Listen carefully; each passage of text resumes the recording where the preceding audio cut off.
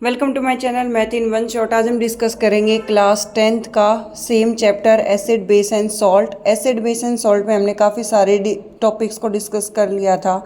जो आज हम टॉपिक डिस्कस करने वाले हैं उसमें कुछ एक्सरसाइज के क्वेश्चंस होंगे और उसके साथ ही हमारा टॉपिक रहेगा are the crystals of salt are really dry.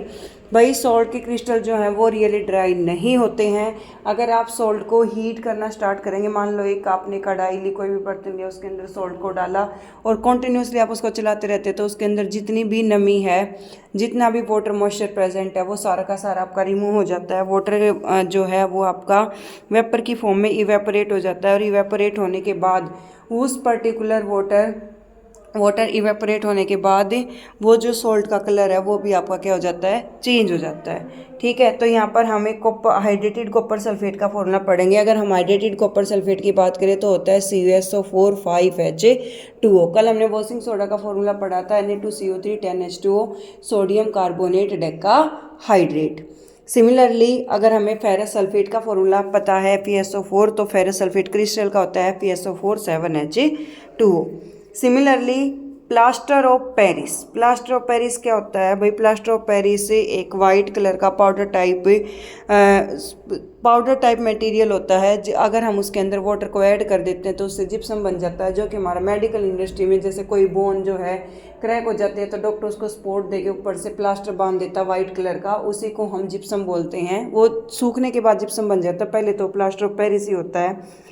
Decorating item बनाने के लिए भी हम प्लास्टर ऑफ पेरिस का यूज़ करते हैं। प्लास्टर ऑफ पेरिस का फॉर्मूला होता है CaSO4 हाफ H2O।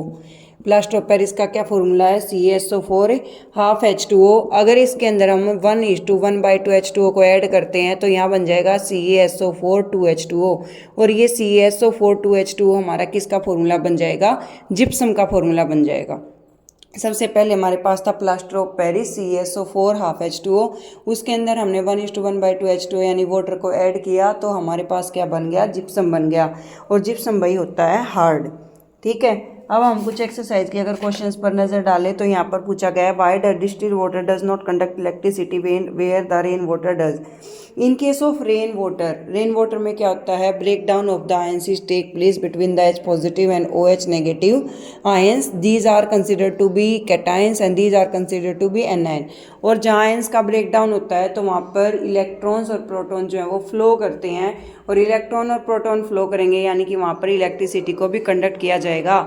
तो रेन वाटर के अंदर ये सारी चीज़ें प्रेजेंट होती हैं, लेकिन जो हमारा डिस्टिल्ड वाटर होता है यानी कि RO का पानी होता है उसके अंदर ऑलरेडी इलेक्ट्रिक करंट को हम पास कर देते हैं, तो उसके अंदर हमारी जितनी भी अच्छी चीज़ें होती हैं वो सारी की सारी डिस्ट्रॉय हो जाती हैं, वो जस्ट एक लिक्विड बच जाता है। तो वहाँ पर break down of ions take place नहीं होता है, और break down of ions take place नहीं होता है इसी वजह से वो इलेक्ट्रिसिटी को कंडक्ट नहीं करता है। Why do acid not show acidic character in the absence of water? In the absence of water, there is no breakdown of the ions take place, and due to this, the acids are not showing acidic character. फिर भाई इसने जैसे ना कुछ pH की value दे दी, जैसे 4 है, 1 है, 11 है, 7 है, 9 है, तो जो भाई 4 pH है वो आपका एसिड के लिए होता है, स्ट्रोंगली एसिड हो जाएगा। 1 जो है वो 1 आपका स्ट्रॉन्गली एसिड हो जाएगा, 4 आपका वीक एसिड हो जाएगा, 11 पर आपका स्ट्रॉन्ग बेस हो जाएगा, 7 पर आपका न्यूट्रल हो जाएगा, और 9 पर हो जाएगा आपका weak acid. I repeat it again, कुछ वैल्यूज है जैसे 4 है, 1 है, 11 है, 7 है और 9 है। 7 पर क्या हो जाएगा आपका? न्यूट्रल। ठीक है, 9 पर क्या हो जाएगा आपका? वीक बेस, 11 पर क्या हो जाएगा? स्ट्रॉन्ग बेस, 1 पर क्या हो जाएगा? स्ट्रॉन्ग एसिड, और 4 पर क्या हो जाएगा? Weak acid. ठीक है, आप बेस को अल्कलाइन भी बोल सकते हैं। बेस को हम क्या बोल सकते हैं? अल्कलाइन बोल सकते हैं। तो हम कह सकते हैं कि 9 पर जो हमारा वीक अल्कलाइन है और 11 पर हमारा स्ट्रॉन्ग अल्कलाइन है। नेक्स्ट आपसे पूछता है कि plaster of Paris should be stored in A moisture proof container, why? Yes, we have to store plaster of Paris in a moisture proof container while it react with the moisture of water, then it converted to the gypsum, and gypsum is a hard material through which the particular segmentation is not possible. अब फिर इसने 2-3 use पूछे हैं, washing soda का, baking soda का, bleaching powder का। कल भी हमने डिस्कस किया था कि ब्लीचिंग पाउडर का हम वुड पल्प इंडस्ट्री में, केमिकल इंडस्ट्री में और टेक्सटाइल इंडस्ट्री में यूज़ करते हैं। वॉशिंग सोडा का सोडियम कंपाउंड जो कि बोराक्स है वो पर्टिकुलरली आपको ध्यान रखना है, क्योंकि वही उसका एक वॉशिंग सोडा में सबसे इंपॉर्टेंट पॉइंट है कि सोडियम का कौन सा कंपाउंड जो वॉशिंग सोडा की हेल्प से ऑब्टेन किया जाता है वो बोराक्स है। ठीक है, और वॉशिंग सोडा का हम यूज़ करते हैं to clean the floor, to clean the tiles, to clean the particular clothes, इन सारी चीज़ों में हम वॉशिंग सोडा का यूज़ कर रहे हैं।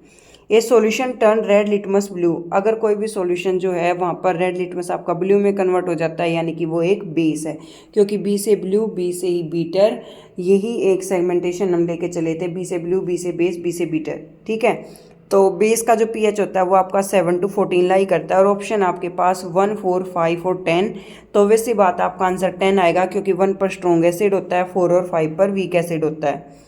A solution react with the crust egg cells to give a gas that turn lime milky, then the solution is contain, कि वो solution जो है वो particularly किस चीज़ को contain करेगा। लाइम मिल्क की अगर आपका सेगमेंटेशन हो जाता है तो वहाँ पर आएगा hydrochloric acid. Which one of the following type of the medicine is use for treating indigestion, indigestion के लिए हम किन मेडिसिन का यूज़ करते हैं भाई, एंटासिड का यूज़ करते हैं। किसका यूज़ करेंगे, एंटासिड का यूज़ करेंगे। ठीक है, नेक्स्ट आपसे पूछता है कि 10 ml of a solution NaOH, 10 ml हमने सॉल्यूशन लिया किसका, सोडियम हाइड्रोक्साइड का, is found to be completely neutralize by 8 ml, 8 ml उसको न्यूट्रलाइज कर देता है। 10 ml को कितने ने न्यूट्रलाइज किया, 8 ml ने। अगर हम यहाँ पर 20 ml ले लें तो इसका भी डबल हो जाएगा, कितना आ जाएगा 16 ml। इसको हमें सोल्व करने की जरूरत नहीं होती, क्योंकि कुछ पर्टिकुलर चीज़ें ratio by proportion and proportion by mass से ही कंबाइन होती हैं, जहाँ पर हमारा law of conservation of mass can neither be created nor be destroyed in a chemical reaction, and law of constant proportion, each and every element or each and every solution combined with each other in a fixed proportion by mass, in a fixed proportion ratio by mass भी आप कह सकते हैं, वो combine होता है। तो यहाँ पर अगर हमारा 10 ml जो है वो न्यूट्रलाइज किया जा रहा है 8 ml के द्वारा, तो 20 ml डबल हो जाएगा। अगर यहाँ पर 40 लेता तो 4 टाइम हो रहा है, तो 8 का 4 टाइम कितना आ जाता, 32 ml। क्लियर है, कोई doubt? Thank you so much for watching. For more videos, like, share and subscribe.